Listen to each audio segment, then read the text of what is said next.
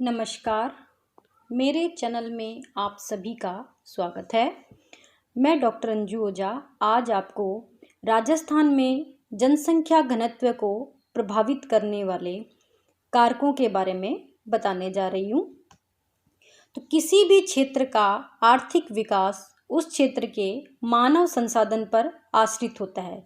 यानी कोई क्षेत्र कितना विकास करेगा ये वहाँ पर रहने वाले मानव संसाधन पर आधारित होता है। मानव ही प्राकृतिक साधनों का उपयोग करता है, इसलिए राज्य में मानव संसाधन का अध्ययन एवं उनका विश्लेषण करना सबसे अधिक महत्वपूर्ण बन जाता है। वर्ष 2011 की जनगणना के अनुसार राजस्थान की जनसंख्या 685.484 लाख है, जो 342.2 हजार वर्ग किलोमीटर क्षेत्रफल का 10.41% है। किंतु यहाँ भारत की कुल जनसंख्या का केवल 5.66% भाग ही निवास करता है। तो ये जो जनसंख्या का विवरण दिया गया है वो वर्ष 2011 के अनुसार दिया गया है। जनसंख्या वृद्धि में भारत के अन्य राज्यों में राजस्थान 81 से 91 के दशक में 15वें स्थान पर था और वर्तमान में 2011 में इसका क्रम 8वां हो गया। अर्थात इसका मतलब है जो जनसंख्या की वृद्धि हुई है वो तीव्र गति से हुई है।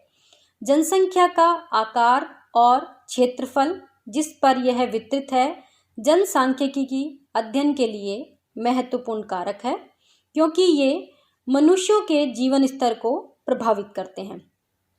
समग्र राज्य में जनसंख्या का वितरण एक सा नहीं है। तो यदि हम पूरे राजस्थान की या पूरे राज्य की बात करें तो जनसंख्या का वितरण जो है वो एक समान नहीं है। कहीं जनसंख्या अधिक पाई जाती है और कहीं जनसंख्या कम पाई जाती है।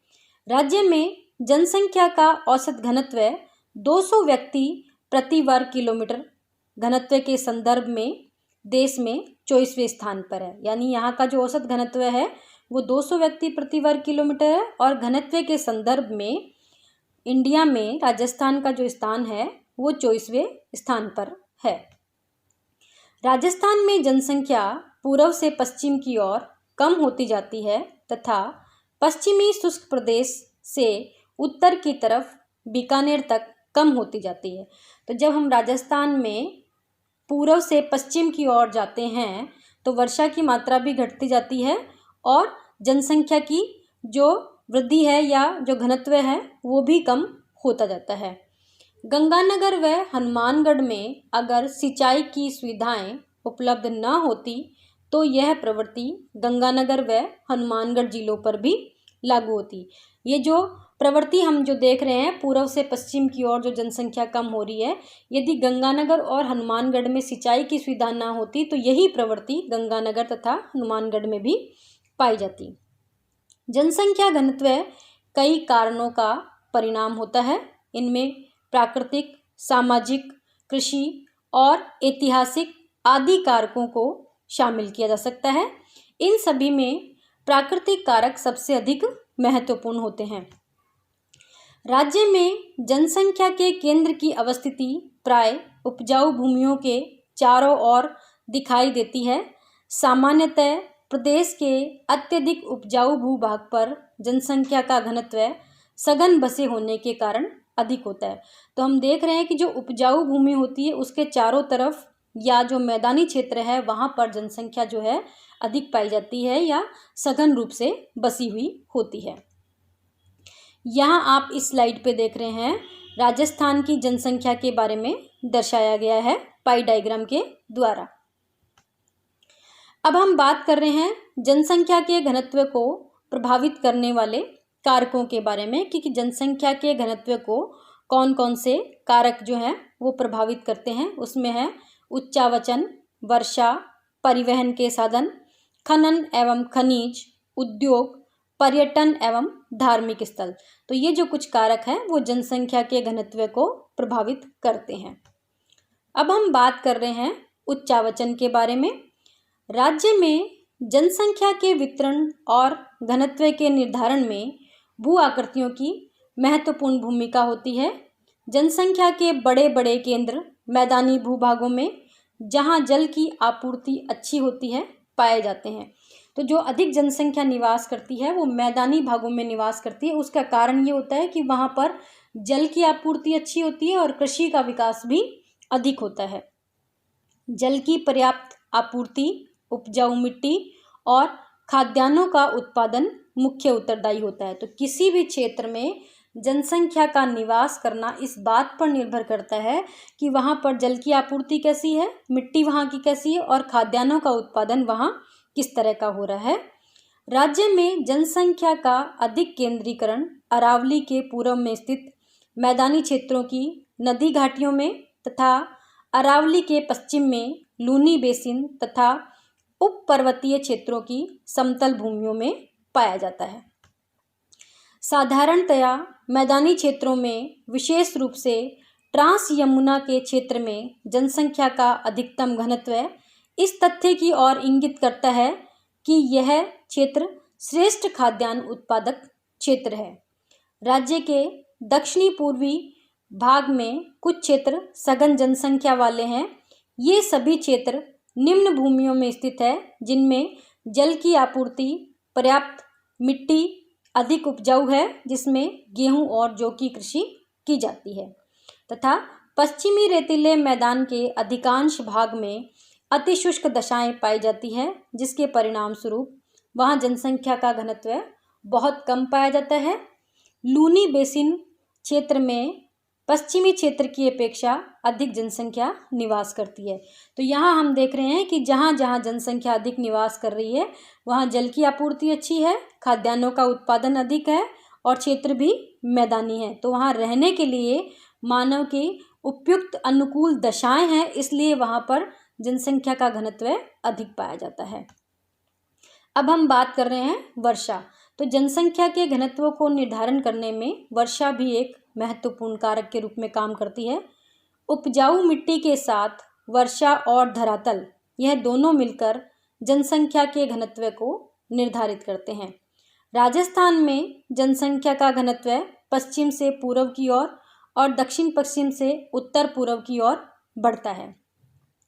तो यहाँ जो हम देख रहे हैं कि वर्षा किस तरह से जनसंख्या के घनत्व को प्रभावित करती है। तो हमने देखा कि पूर्व से पश्चिम की तरफ जाने पर जनसंख्या का घनत्व कम होता है। उसका कारण ये होता है पूर्व से पश्चिम की तरफ वर्षा की मात्रा भी घटती जाती है। जैसलमेर में जनसंख्या का घनत्व सबसे कम मिलता है, क्योंकि यह राज्य का सबसे शुष्कतम भाग है तथा वर्षा की मात्रा 10 सेंटीमीटर से भी कम है। दक्षिण पूर्व में स्थित कुल जिलों में, जैसे झालावाड़ तथा जहां उत्तरी पूर्वी प्रदेश की अपेक्षा अधिक वर्षा होती है, जनसंख्या का घनत्व 227 व्यक्ति प्रति वर्ग किलोमीटर पाया जाता है। तो यहाँ हम देख रहे हैं कि जहाँ वर्षा अधिक होगी वहाँ जनसंख्या का घनत्व अधिक, और जैसलमेर में जनसंख्या का घनत्व कम होने का कारण वहाँ वर्षा का कम होना है।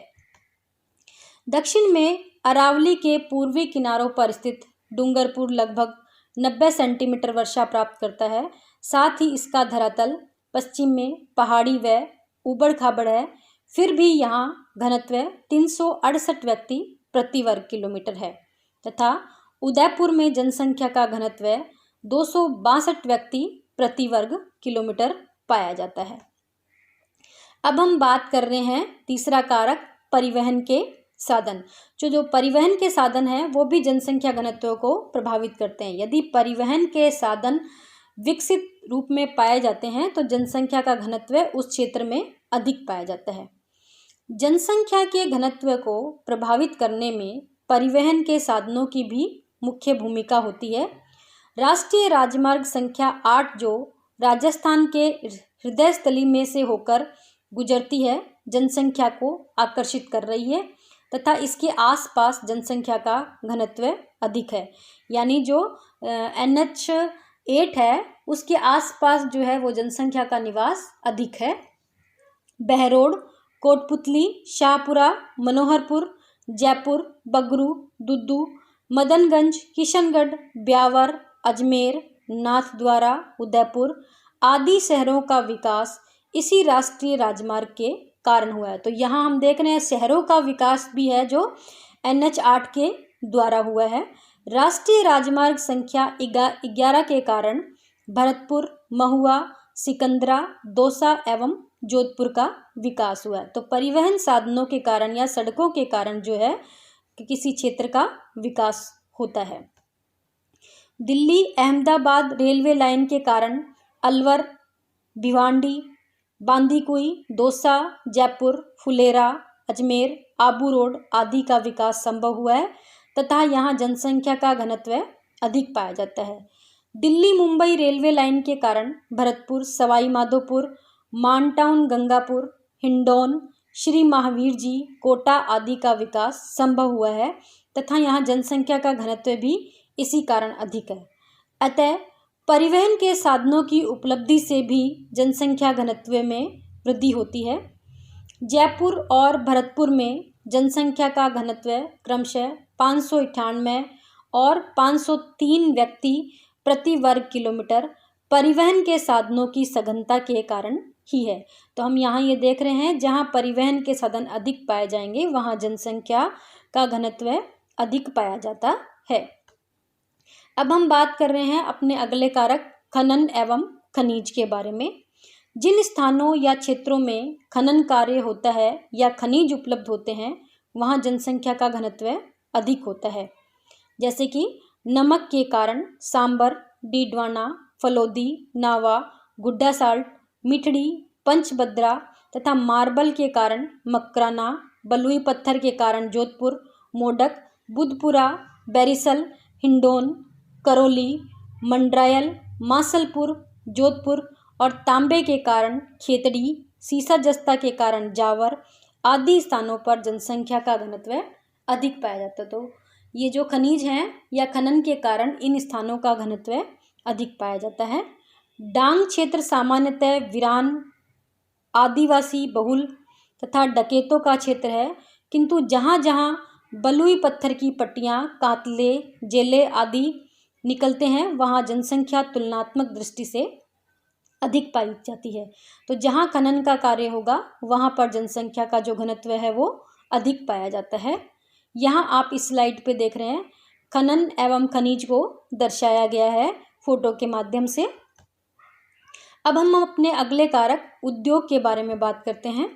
जहाँ उद्योग स्थापित हो गए हैं वहाँ जनसंख्या का घनत्व अधिक पाया जाता है। जैसे Alwar, Bhiwadi, Khetri, copper complex, Chanderiya, Debari, Udaipur, Kota, Gulabpura, Sambhar lake, Makrana, Kishangarh, Neemrana, Sikar, Shri Ganganagar, Jodhpur, Pali, Niwai आदि स्थानों पर उद्योग स्थापित हो गए हैं। तो जहाँ जहाँ उद्योग स्थापित हुए हैं वहाँ जनसंख्या का घनत्व अधिक पाया जाता है। रोजगार एवं व्यापार वाणिज्य के अवसर उपलब्ध है। ऐसी स्थिति में लोग इन केंद्रों की ओर आकृष्ट होते हैं। तो जहाँ उद्योग धंधे स्थापित होते हैं वहाँ लोग क्या होते हैं, उन उद्योग धंधों के कारण वहाँ पर आकर्षित होते हैं और वहाँ का जनसंख्या घनत्व बढ़ जाता है। यही कारण है कि औद्योगिक इकाइयों के केंद्रों या क्षेत्रों में जनसंख्या का घनत्व अधिक पाया जाता है। अन्य स्थानों पर जहाँ उद्योग कम या नहीं है वहाँ जनसंख्या का घनत्व कम पाया जाता है। अलवर जिले का घनत्व 438 व्यक्ति, जयपुर का 598 व्यक्ति, भरतपुर का 503 व्यक्ति, दौसा का 476 व्यक्ति एवं कोटा का 374 व्यक्ति प्रति वर्ग किलोमीटर घनत्व उद्योगों के कारण ही पाया जाता है। तो ये इन क्षेत्र का जो अधिक घनत्व है वो उद्योगों के कारण ही पाया जाता है। अब हम अपने नेक्स्ट कारक पर्यटन एवं धार्मिक स्थल के बारे में बात करते हैं। भारत में जितने भी पर्यटक आते हैं उसका 1/3 भाग राजस्थान में आते हैं। राजस्थान में आने वाले अधिकांश पर्यटक भारत के सुनहरे त्रिकोण का प्रयोग करते हैं, अर्थात दिल्ली, जयपुर, आगरा का त्रिकोण उपयोग में लाते हैं। इसलिए गुलाबी नगर अर्थात जयपुर आज विश्व पर्यटन मानचित्र पर सितारे की भांति चमकता है और जनसंख्या घनत्व को भी बढ़ाता है। तो ऐसे क्षेत्र जहाँ जो पर्यटन या धार्मिक स्थल के रूप में विकसित हो गए हैं वहाँ भी जनसंख्या का घनत्व अधिक पाया जाता है। यहाँ आप इस स्लाइड पे देख रहे हैं गोल्डन ट्रायंगल को दर्शाया गया है मानचित्र के माध्यम से। यहाँ इस स्लाइड पे देख रहे हैं राजस्थान के पर्यटन एवं धार्मिक स्थल को चित्र के माध्यम से दर्शाया गया है। जयपुर देश का तीव्र गति से वृद्धि करने वाला शहर है। राजस्थान में पर्यटन महत्व के शहर चित्तौड़गढ़, झीलों की नगरी उदयपुर, धार्मिक स्थल पुष्कर, कोलायत, रामदेवरा, देशनोक, गोगामेड़ी, कैला देवी, सांवलिया जी, नाथद्वारा, घाटा मेहंदीपुर बालाजी, सालासर हनुमान जी आदि धार्मिक स्थलों पर लोग आकर बस जाते हैं तथा जनसंख्या का घनत्व बढ़ जाता है। इसलिए पर्यटन एवं धार्मिक स्थलों पर जनसंख्या घनत्व अधिक पाया जाता है। यहाँ न केवल होटल, रेस्टोरेंट, कैटरिंग का व्यवसाय भी विकसित होता है, वरन कुछ मात्रा में व्यापार, वाणिज्य, बैंक आदि भी विकसित हो जाते हैं। तो जो हमने देखा है कि पर्यटन जो स्थल है वो भी जनसंख्या के घनत्व को आकर्षित करते हैं, क्योंकि वहाँ लोगों को रोजगार मिलता है और उनकी जो जीवन निर्वाह का साधन उनको मिल जाता है, इसलिए जनसंख्या का घनत्व पर्यटन स्थलों पर भी बढ़ जाता है। इसी के साथ हमारा ये विषय यहीं पर समाप्त होता है। और यहाँ पर आप इस स्लाइड पे देख रहे हैं बुक रेफरेंस के बारे में बताया गया है कि यदि आप राजस्थान का भूगोल से संबंधित किसी अन्य बुक का अध्ययन करना चाहें तो वहाँ इनके ये नाम दिए गए हैं। अंत में आप सभी का धन्यवाद। मेरे चैनल को लाइक तथा सब्सक्राइब करना ना भूलें। पुनः आप सभी का एक बार धन्यवाद।